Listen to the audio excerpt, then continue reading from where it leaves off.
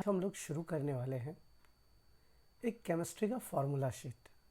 खास करके बहुत सारे बच्चे इंतज़ार करते रहते हैं मेरे वीडियो का और कहते हैं कि सर एग्ज़ाम के टाइम में आपका भले 5 मिनट या 10 मिनट का वीडियो होता है, वो हमारे लिए हेल्पफुल होता है। तो सर आप प्लीज़ एग्ज़ाम से 1-2 दिन पहले कुछ ऐसे वीडियो ज़रूर अपलोड कीजिए जिससे हम लोगों को एग्ज़ाम की ड्यूरेशंस में बेनिफिट मिले।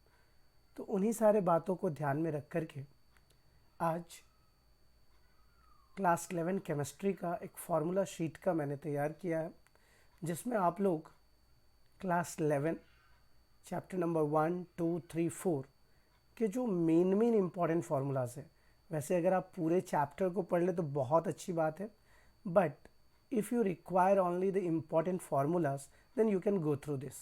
So let's start chapter number 1, some basic concepts of chemistry. इसमें जो सबसे ज़्यादा इम्पॉर्टेंट पार्ट है that is mole concept. Mole concept में हम लोगों को नंबर ऑफ मोल्स निकालने आना चाहिए। नंबर ऑफ मोल्स निकालने के लिए जनरली 4 फार्मूला होता है। Given mass by molar mass, number of entities by Avogadro number, given volume by 22.4 liter at STP and PV by RT। ये 4 फार्मूला है नंबर ऑफ मोल्स निकालने के लिए, जिसमें सबसे ज़्यादा important given mass by molar mass. आपको पता होना चाहिए एवोगैड्रो नंबर की वैल्यू 6.022 इंटू 10⁻23 पर मोल, याद रखिएगा पर मोल। कभी कभी एक क्वेश्चन आपने देखा होगा, relationship between the molar mass and molar volume, यानी कि डेंसिटी, मोलर मास और मोलर वॉल्यूम्स के बीच में क्या रिलेशन है।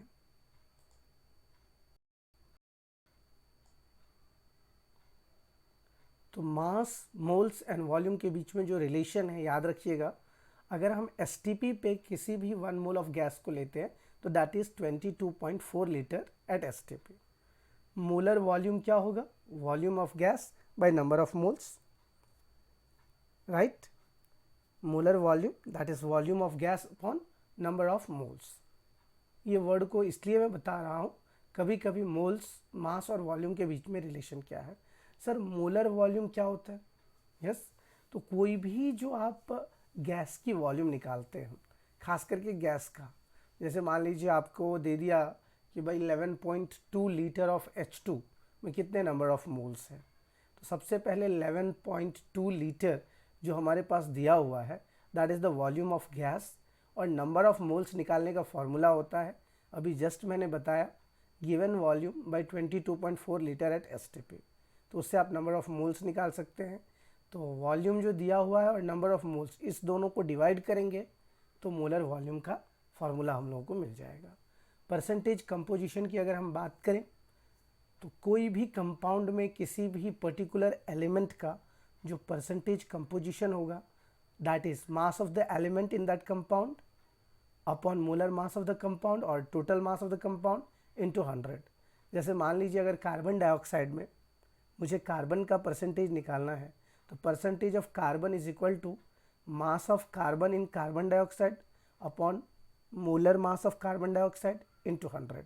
इस तरीके से एटॉमिक मास जो है कार्बन का 12 होता है और CO2 में भी 12 ही है, तो 12/44 into 100, what ever the value you get that is the percentage of carbon in carbon dioxide. अगर 2 ही एलिमेंट से कोई कंपाउंड बनता है और अगर एक का आप निकाल लेते हो तो दूसरे का परसेंटेज 100 में से माइनस कर दोगे तो आपको ईजिली निकल जाएगा। Empirical formula and molecular formula, इनके बीच जो एक रिलेशन है that's most important. Molecular formula is equal to n into empirical formula, और n क्या होता है? Molar mass by empirical formula mass. तो एम्पेरिकल फार्मूला में जैसे कि हम लोग जानते हैं, खास करके एम्पेरिकल फार्मूला में एलिमेंट दिए जाते हैं, परसेंटेज दिए जाते हैं, उसके बाद हम लोगों को नेक्स्ट स्टेप करना होता है परसेंटेज बाय एटॉमिक मास, फिर उसमें जो आपको वैल्यूज़ मिले हैं उसमें जो सबसे छोटा वैल्यूज़ होगा उससे सबको डिवाइड करेंगे। अगर वो होल नंबर में आता है तो वेल एंड गुड, अगर होल नंबर में नहीं आता है तो सबको किसी ऐसे नंबर से मल्टीप्लाई करेंगे जो हमको वो होल नंबर मिल जाए। उसके बाद हम लोग इजीली एम्पेरिकल फार्मूला निकाल सकते हैं। एम्पेरिकल फार्मूला को अगर जो हमने निकाला उसका मास ले लें और अगर हमें क्वेश्चन में मोलर मास दिया है तो इस दोनों को डिवाइड करेंगे तो n की वैल्यू निकल जाएगी। n बराबर molar mass upon empirical formula mass, और n into empirical formula is equal to molecular formula. तो इससे हम लोग empirical and molecular formula easily निकाल सकते हैं।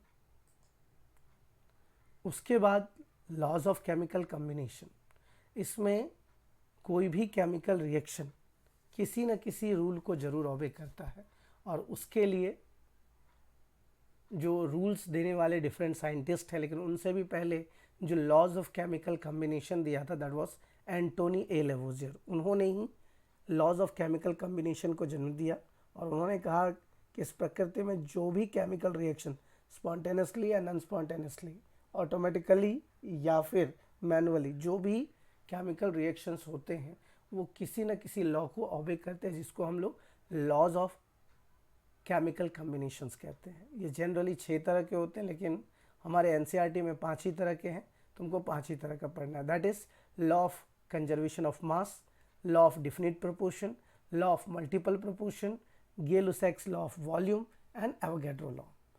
Law of conservation of mass कहता है कि total mass of the reactant is equal to total mass of the product, यानी कि there is no change of mass during a chemical reaction.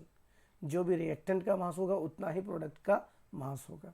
तो इसके अकॉर्डिंगली अगर मान लीजिए हमको मास ऑफ प्रोडक्ट दे दिया और 2 रिएक्टेंट में से किसी एक रिएक्टेंट का मास दे दिया, तो हम दूसरे रिएक्टेंट का मास इजीली निकाल सकते हैं, क्योंकि total mass of the reactant is equal to total mass of the product. इसको देने वाले भी एंटोनी ए लेवोजियर साहब है।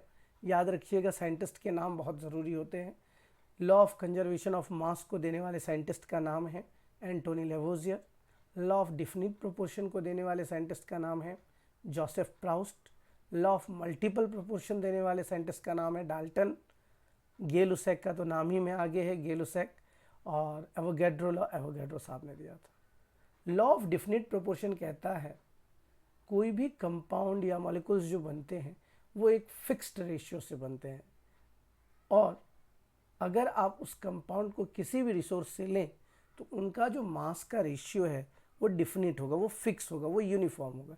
एज फॉर एग्जांपल, अगर मैं वाटर की बात करूं तो वाटर मैं पॉन्ड से लूं, वाटर मैं रिवर से लूं, वाटर मैं टैप वाटर से लूं, कहीं से भी मैं वाटर को कलेक्ट करूंगा तो वाटर हमेशा mass of H2 upon mass of O, यानी कि 2/16 दैट इज 1:8, हमेशा 1:8 में ही एग्जिस्ट करेगा।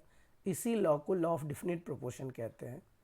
लॉ ऑफ मल्टीपल प्रोपोर्शन कहता है जब कोई 2 एलिमेंट एक से ज़्यादा कंपाउंड बनाते हैं तो उसमें एक एलिमेंट का मास का रेशियो फिक्स रहता है, जबकि दूसरे एलिमेंट का मास का रेशियो मल्टीपल्स में होता है।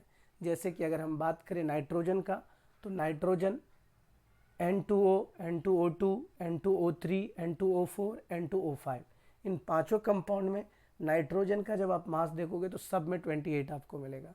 एट द सेम टाइम आप ऑक्सीजन का देखोगे तो N2O में 16, N2O2 में 32, N2O3 में 48, N2O4 में 64, N2O5 में 80, मतलब ये मल्टीपल्स होते जा रहे हैं, इसीलिए इसको लॉ ऑफ मल्टीपल प्रोपोर्शंस कहा जाता है। इसमें अगर कोई भी 2 एलिमेंट एक से ज़्यादा कंपाउंड बनाता है तो एक एलिमेंट का मास रेशियो फिक्स रहता है, जबकि दूसरा उसका मल्टीपल्स होते जाता है। That is called law of multiple proportion. Gay Lussac's law of volume कहते हैं कि at the same temperature and pressure, जब किसी भी गैसेस के वॉल्यूम की बात करेंगे तो वो एक डिफिनिट हम लोग को वॉल्यूम देगा। जैसे अगर मैं 2 लीटर हाइड्रोजन को 1 लीटर ऑक्सीजन के साथ रिएक्शन करूंगा तो 2 लीटर ही H2O देगा, ना कि 3 लीटर। ये वर्ड को याद रख लेना यहाँ पर। 2 लीटर अगर हम हाइड्रोजन को 1 लीटर के साथ 1 लीटर ऑक्सीजन के साथ रिएक्शन करेंगे तो 2 लीटर H2O ही मिलेगा। लास्ट है एवोगैड्रो लॉ। एवोगैड्रो साहब कहते हैं कि volume of a gas is directly proportional to the number of moles, मतलब जिस तरह से अगर वॉल्यूम बढ़ रहा है V1 से V2 होगा तो वहाँ पे नंबर ऑफ मोल्स भी N1 से N2 हो जाएगा। तो इसके अलावा भी है, जैसे सिग्निफिकेंट फिगर्स है, लिमिटिंग रिएजेंट है, परसेंटेज बाय वेट, यानी कि सारे कंसंट्रेशन टर्म्स को याद रख लीजिएगा। Molarity, molality, concentration terms. अब बोलोगे सर ये सब फार्मूलाज, तो हमने ऑलरेडी पढ़ाते समय चैप्टर 1 में, आप देखना आपके नोट्स में बहुत सारे फार्मूला होंगे लास्ट पेज पे। चैप्टर 1 जब ख़त्म हो जाता है तो वहाँ पे हम लोग पढ़ते हैं, तो इस वर्ड को याद रखिएगा। चैप्टर 1 के लिए जो इम्पोर्टेंट कुछ टॉपिक्स थे उसको मैंने अभी डिस्क्राइब किया। अब हम लोग बढ़ते हैं चैप्टर नंबर 2 की तरफ। चैप्टर 2 में वैसे तो अगर आप देखें तो that is the backbone of chemistry, में बहुत सारे फार्मूला है, लेकिन मैंने इसमें से बहुत कम फार्मूलाज को लिखा है जो खास करके इम्पोर्टेंट है और जिसे रखना भी चाहिए। वैसे हमें पूरा का पूरा एनसीईआरटी हमारा पूरा नोट्स पढ़ना चाहिए, लेकिन जिन बच्चों के पास समय के अभाव है, समय की पाबंदी है, वो लोग इसको भी रेफ़र कर सकते हैं। Fundamental particles, electron, proton and neutron. Electron का सिंबल E-, प्रोटॉन का P+, न्यूट्रॉन का N0। चार्ज -1 +1 0। अगर हम ओरिजिनल चार्ज की बात करें तो -1.602 into 10⁻⁻19 coulomb plus 1.602 into 10⁻⁻19 coulomb और न्यूट्रल का 0। मास की बात करें तो mass of electron 9.1 into 10⁻31 kg। Mass of proton 1.672 into 10⁻27 kg। Mass of neutron 1.674 into 10⁻27 kg। Wavelength और फ्रीक्वेंसी के बीच में रिलेशन, तो यहाँ पर वेवलेंथ और फ्रीक्वेंसी दोनों का प्रोडक्ट जो होता है that is speed of light. लोग सर ऐसा क्यों? इसलिए कि जितना कम वेवलेंथ होगा उतनी ज़्यादा फ्रीक्वेंसी होगी, और जितनी ज़्यादा फ्रीक्वेंसी होगी उतना कम वेवलेंथ, जितनी कम फ्रीक्वेंसी उतना ज़्यादा वेवलेंथ। तो याद रखिएगा वेवलेंथ और फ्रीक्वेंसी में lambda is equal to c/ν या फिर ν इज इक्वल टू c/λ, जहाँ पे c की वैल्यू जो है वो स्पीड ऑफ लाइट है 3 इंटू 10⁸ मीटर पर सेकेंड। लैम्डा और न्यू तो आप जानते होंगे, lambda is wavelength and new is frequency. अब आ जाइए इसी में प्लैंक्स क्वांटम थ्योरी से पहले एक एनर्जी ऑफ फोटोन है E is equal to Nhc/λ या Nhν, जिसमें हम नंबर ऑफ फोटोन्स निकाल सकते हैं। तो यहाँ पर याद रखना है E is equal to hν that is hc/λ, जहाँ पे h की value that is Planck's constant 6.626 into 10⁻34 joule second है। अब आते हैं हम लोग बोर्स एटॉमिक मॉडल की तरफ। बोर्स एटॉमिक मॉडल में जो मेन पॉइंट है याद रखिएगा, ये सबसे ज़्यादा इम्पोर्टेंट पॉइंट है कि एंगुलर मोमेंटम जो होता है that is integral multiple of h/2π। तो इसीलिए आपने देखा होगा फॉर्मूला में mvr is equal to nh/2π, where n is equal to integers. First orbit के लिए n की वैल्यू 1, सेकेंड के लिए 2, थर्ड के लिए 3, फोर्थ के लिए 4। इस तरीके से बोर्स एटॉमिक मॉडल में जो मेन दो इंपॉर्टेंट पॉइंट है दैट इज रेडियस और energy. So the radius of an orbital is equal to 0.529 angstrom into n²/z, and the energy of an orbit that is -13.6 into z²/n² electron volt. ये formulas याद रखिएगा, आप लोगों को MCQ और subjective हो सकता है काम आए। क्वांटम नंबर्स जो हमको इलेक्ट्रॉन की कंप्लीट इन्फॉर्मेशन की जानकारी देता है, जिसमें ऑर्बिट की जानकारी प्रिंसिपल क्वांटम नंबर, ऑर्बिटल की जानकारी एजीमुथल क्वांटम नंबर, ओरिएंटेशन की जानकारी मैग्नेटिक क्वांटम नंबर, और स्पिन की जानकारी यानी कि direction of electron that spin, उसके जानकारी हमें स्पिन क्वांटम नंबर्स देते हैं। तो ये चारों का आप लोगों को थोड़ी बारीकी से ध्यान कर लेना है। अब आते हैं हम लोग इलेक्ट्रॉनिक कन्फिग्रेशन की तरफ। इलेक्ट्रॉनिक कन्फिग्रेशन में the arrangement of electron in the various orbit and orbital is called electronic configuration. इसमें आप देख लेंगे कि एक एक करके जब सेल बढ़ता है 1s से ज़्यादा एनर्जी, 2s, 2s से ज़्यादा 3s, 4s, 5s, 6s, 7s, जितना हमारे पास अभी ऑर्बिटल्स है उसके अकॉर्डिंगली इलेक्ट्रॉन्स हमेशा इंक्रीजिंग ऑर्डर में फिल होगा।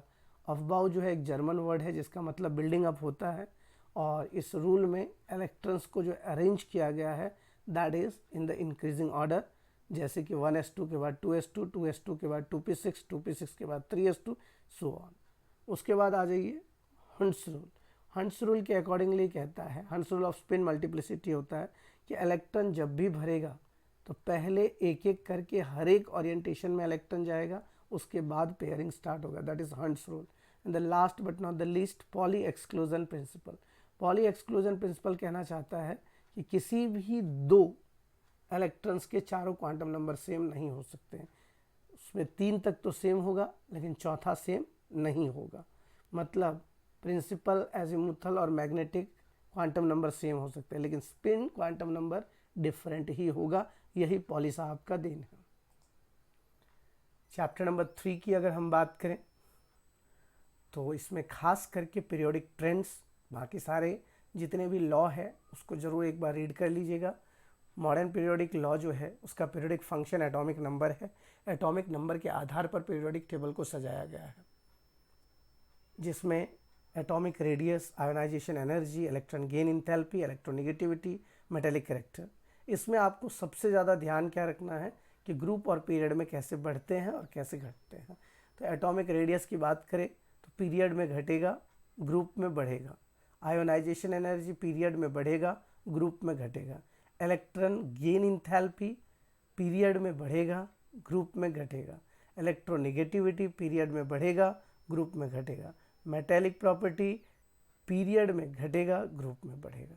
तो ये सारे ट्रेंड्स हैं, इसको एक बार ज़रूर आप अपना नोटबुक को चेक कर लीजिएगा।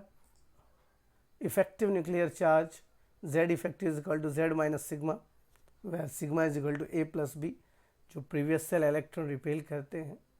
तो ये हमारे खास करके इफेक्टिव न्यूक्लियर चार्ज, जिसमें आपको याद रख लेना formula Z effective is equal to Z minus sigma और Z minus A plus b. ये था हमारा चैप्टर नंबर 3। अब हम लोग चैप्टर नंबर 4 में आते हैं, chemical bonding and molecular structure. इसमें जो पहला रूल है दैट्स ऑक्टेट रूल, जो लुईस और कॉजल ने अप्रोच करके दिया था, उसको एक बार देख लेना है।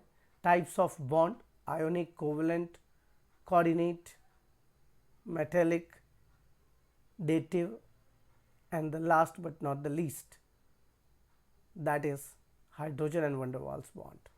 टाइप्स ऑफ बॉन्ड में आयनिक, कोवलेंट और कोऑर्डिनेट यहाँ पे दिया है। आयनिक बॉन्ड का formation, transfer of electron, covalent का शेयरिंग ऑफ इलेक्ट्रॉन, कोऑर्डिनेट का sharing of electron with only one atom donates both the electrons. अब हम लोग आते हैं डाइपोल मोमेंट में। Dipole moment is equal to charge into distance. ये फॉर्मूला को हमको याद रख लेना है। SI यूनिट उसका dy होता है, उसकी वैल्यू भी हमें याद कर लेना है। अब आ जाइए बॉन्ड ऑर्डर। बॉन्ड ऑर्डर खास करके मॉलिक्यूलर ऑर्बिटल थ्योरी से फॉर्मूला है bond order is equal to half into number of bonding electrons minus number of anti bonding electrons, that is the bond order. Generally bond order का मतलब होता है number of bonds between the two atoms is called bond order. इसमें according to valence shell electron pair repulsion theory, lone pair maximum repulsion, then lone pair, then bond pair. Lone pair में सबसे ज़्यादा repulsion होगा, उससे कम lone pair bond pair, सबसे कम bond pair.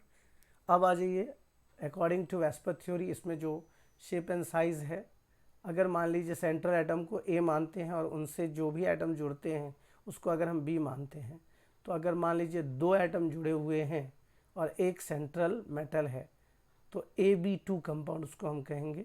और अगर आप रियल लाइफ एग्जांपल तो दैट इज़ अल्मोनियम ट्राइक्लोराइड। आप एक साथ इन चीज़ों को कंपैरिजन कर सकते हो। तो AB2 sp hybridisation, linear shape, example BeCl2 HgCl2। BF3 sp2 hybridisation, trigonal planar, BH3 भी इसके एग्जांपल्स हैं। AB4 sp3 tetrahedral, CH4 example. AB5 sp3d trigonal bipyramidal, PCl5 example. और AB6 sp3d2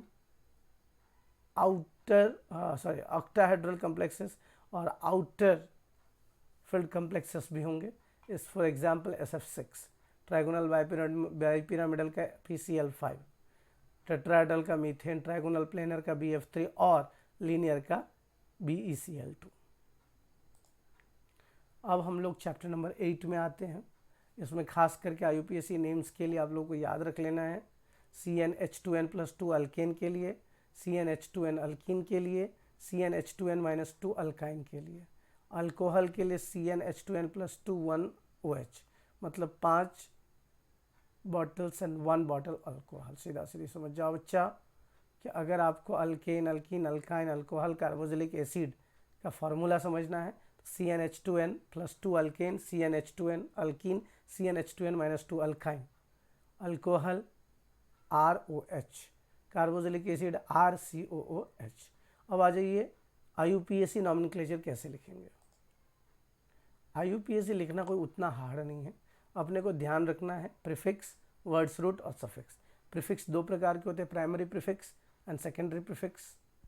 उसी तरीके से आप जब इन सारे क्वेश्चंस में IUPAC नॉमेनक्लेचर की गणना करेंगे तो एक वर्ड को याद रख लेना है, prefix, words root plus suffix. अब आ जाइए इसमें जितने भी इफेक्ट्स हैं, inductive, resonance, electromeric and hyperconjugation, इन सबको एक बार ध्यान से पढ़ लेना है। आइसोमेरिज्म में सारे टाइप्स को एक बार पढ़ लेना है। स्टेबिलिटी ऑफ कार्बोकेटाइन में याद रखिएगा 3 degree greater than 2 degree greater than 1 degree. उसके बाद जो की कांस्टेंट टर्म्स है इसको जरूर याद रख लीजिएगा, ये सबसे ज़्यादा काम आने वाली चीज़ है। Avogadro number, gas constant, Planck's constant and speed of light. That's all for today. Thank you very much. Have a great day.